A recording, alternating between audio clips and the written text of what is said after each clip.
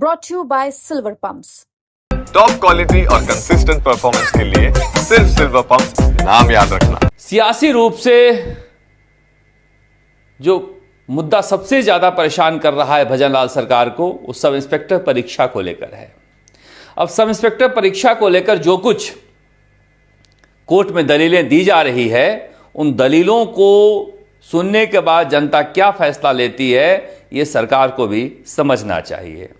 ये बात इसलिए कर रहा हूं कि विज्ञान शाह ने आज फिर कहा कि हम सेग्रीगेशन करने में लगे हुए हैं कि क्या पेपर आउट करने वालों को, पेपर माफियाओं को, पेपर खरीदने वालों को हम इनमें से बाहर निकाल सकते हैं और किन किन लोगों ने ये पेपर लीक किया है उनके पकड़ने की प्रक्रिया में हैं, इसलिए हमें देर लग रही है।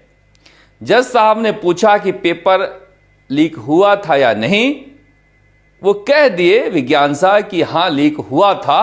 फिर उन्होंने पूछा जज साहब ने कि किस लेवल पर लीक हुआ था, मास लेवल पर लीक हुआ था या नहीं, कितने गिरोह इसमें शामिल थे, क्या राजस्थान लोक सेवा आयोग के सदस्य के बेटे बेटी नौकरी पाए हैं कि नहीं पाए हैं। फिर उन्होंने कहा कि नहीं, हम इसमें अभी फैसला लेने की स्थिति में पहुंचे नहीं हैं, जांच जारी है। उन्होंने कहा क्या आपको एसआईटी की जांच पर भरोसा है या नहीं है, क्योंकि सरकार की तरफ से दलील दी गई कि एसओजी में एक व्यक्ति की ये रिपोर्ट है और एसओजी में एक व्यक्ति के आने से सब कुछ हुआ है। वो व्यक्ति कौन है क्या पता उस व्यक्ति का नाम आएगा या नहीं आएगा।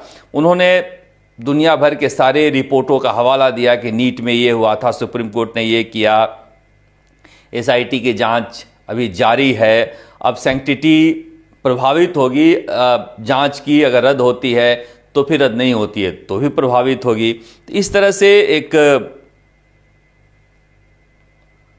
जो पूरा उनके तर्कों का दौर चला, उसके बाद जज साहब ने कहा कि बाकी केस प्रभावित होते हैं, कल से 4:30 बजे से एक्स्ट्रा टाइम में रोजाना सुनवाई होगी। अगर रोजाना सुनवाई होती है तो विज्ञान साहब शायद आज कंक्लूड कर लिए होंगे, तो बाकी के जो 2 वकील हैं आर्यन माथुर और तनवीर अहमद, उनके तरफ से बहस की जाएगी। तो मुझे लग रहा है 2-3 दिनों में फैसला आ जाना चाहिए। अब सरकार की तरफ से जो मोटा मोटी तर्क था ये था कि सेग्रीगेशन करना बहुत जरूरी है कि पेपर लीक वाले कौन हैं कौन नहीं। अभी सेग्रीगेशन नहीं हुआ इसलिए हम रद्द नहीं कर सकते। दूसरा ये कि जब ये परीक्षा रद्द करने से इनकी नौकरी प्रभावित होती है या नहीं होती है, कानूनी विषय है, क्योंकि ये नौकरी पा चुके हैं। सरकारी नौकरी में डिसमिसल का एक प्रोसेस होता है। परीक्षा रद्द करने से उनकी नौकरी प्रभावित होती है, तो उनकी अगर नौकरी प्रभावित होती है तो उस डिसमिसल का अधिकार किसके पास है? राज्यपाल के पास है, मुख्यमंत्री के पास है, या फिर हाईकोर्ट के जज के पास है। इन सारी चीजों पर बात होती रही। फिर यह भी कहा गया कि जब जगदीश बिश्नोई के गैंग ने बड़े स्तर पर पेपर लीक किया है तो फिर वो तो 2008 से कर रहा है, तो 2008 से लेकर अब तक की सारी परीक्षाएं रद्द की जाएं।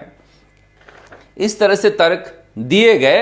अब कल भी जारी रहेगा, मुझे लग रहा है परसों भी जारी रहेगा।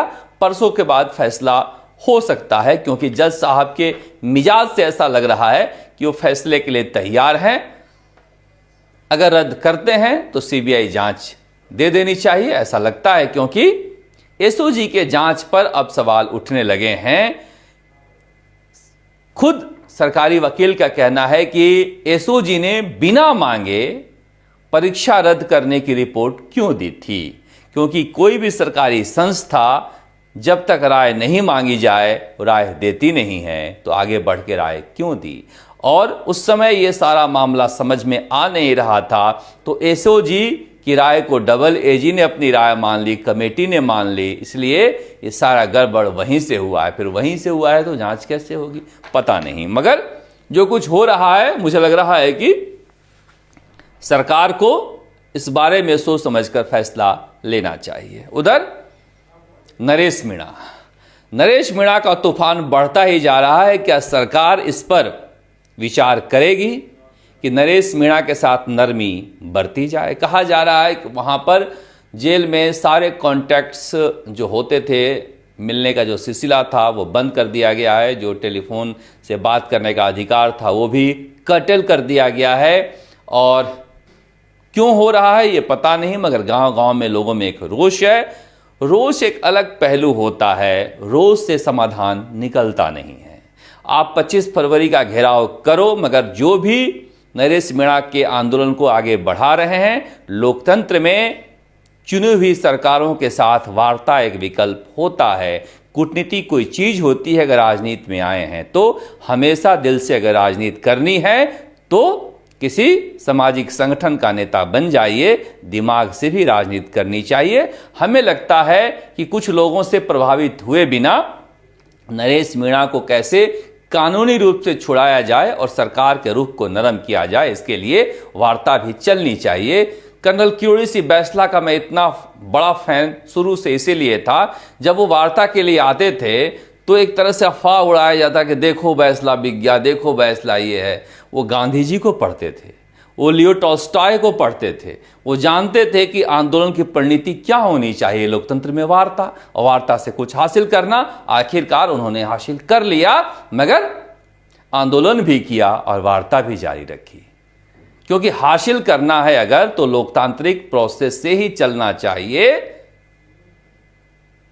टूटने का या टूट जाने का कोई मतलब नहीं होता है लोकतांत्रिक प्रोसेस में। इसलिए इस जरिए को भी जारी रखना चाहिए। हालांकि एक मामला प्रमोद जैन भाया वाला जो था, उसमें नरेश मीणा को जमानत मिल गई और जज साहब ने पूछा ये कौन सा वाला मामला है, तो एसडीएम का थप्पड़ वाला। तो जज साहब ने कहा इसमें तो वक्त लगेगा। और फिर जल्दी तारीख देखी गई तो सोमवार को तारीख मिली है, सोमवार को जमानत हो जानी चाहिए। मगर मुझे लग रहा है इसके लिए एक प्रोसेस खुला रखना चाहिए। बहुत सारे लोग आपको मिलेंगे, कहेंगे कि नहीं तोड़ देंगे, फोड़ देंगे, जयपुर चलो, मगर 65 लोग अभी अभी जमानत कराकर निकल के गए हैं जेल से। किसी के बच्चे होंगे, किसी के भाई होंगे, फिर हजारों की संख्या में आप जयपुर लेके आओ, कोई ना कोई कानून तोड़ दे, फिर 10 मुकदमे में फंसे। ऐसी जिंदगी युवाओं की बर्बाद नहीं करनी चाहिए। अगर ये प्रोसेस पॉलिटिकल प्रोसेस से हमने डेमोक्रेसी का रास्ता चुना है, लोकतंत्र का भारत ने, तो फिर एक डेमोक्रेटिक प्रोसेस भी इस्तेमाल करना चाहिए। मैं चाहता हूं नरेश मीणा को, साथियों को ये समझना चाहिए कि आंदोलन की तैयारी अपनी जगह है और वार्ता जारी रखनी चाहिए, वो अपनी जगह है। क्योंकि आखिरी मकसद क्या है? नरेश मीणा को जेल से निकालना, एक बेहतर नेता के रूप में वो काम करे। इसके लिए प्रोसेस भी शांतिपूर्वक ही होना चाहिए। उम्मीद करते हैं सरकार भी समझेगी कि इसे जन आंदोलन नहीं बनने दें। अगर ये जन आंदोलन बन जाता है तो ये सरकार पर भारी पड़ेगा। आप देखते हैं राजस्थान तक। नमस्कार, जयपुर से शरद कुमार। राजस्थान की सियासत से जुड़ी हर खबर आप तक हम पहुंचाते रहेंगे। आप हम पर भरोसा यूं ही जताए रखिए।